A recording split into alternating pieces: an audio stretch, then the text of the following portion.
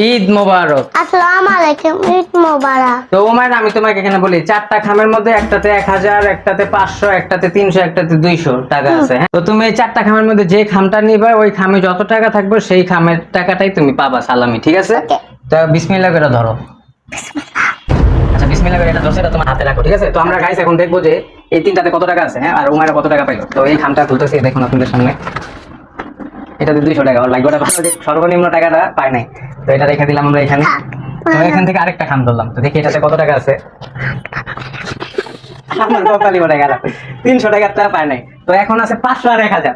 এখন দেখি যে ওর লাখটা কি, ও কি 500 টাকা পাইছে না 1000 টাকা পাইছে। এর আগের বারও কিন্তু 1000 টাকা সর্বোচ্চটা পাইছে। খোলো, বিসমিল্লাহ করে খোলো দেখি। আল্লাহ।